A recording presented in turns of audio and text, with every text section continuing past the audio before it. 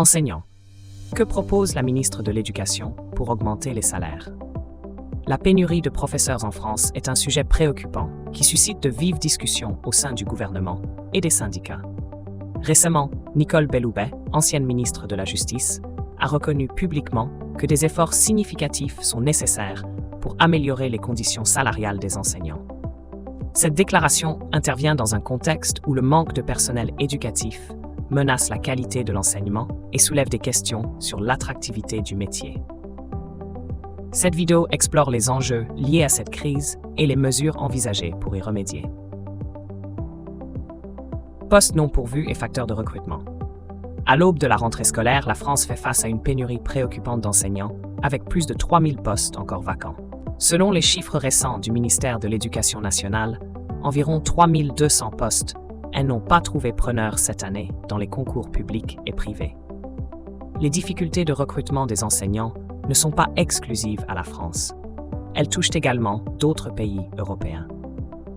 La ministre Nicole Belloubet a mis en avant l'importance de la complexité du métier et des perceptions sur les salaires dans cette problématique. En réponse, des augmentations salariales ont été mises en place pour les professeurs débutants, passant de moins de 1 800 € à plus de 2 100 € par mois, soit une hausse moyenne de 200 € net mensuels.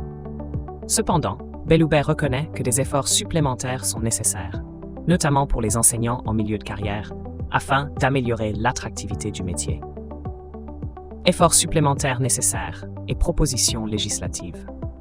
Nicole Belloubet admet que des efforts additionnels sont indispensables pour améliorer la rémunération des enseignants, en particulier ceux en milieu de carrière.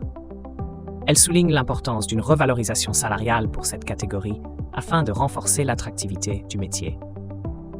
Par ailleurs, la ministre propose d'avancer les concours à la fin de la 3e année de licence, permettant ainsi aux futurs enseignants de bénéficier de 2 années rémunérées pour obtenir leur master.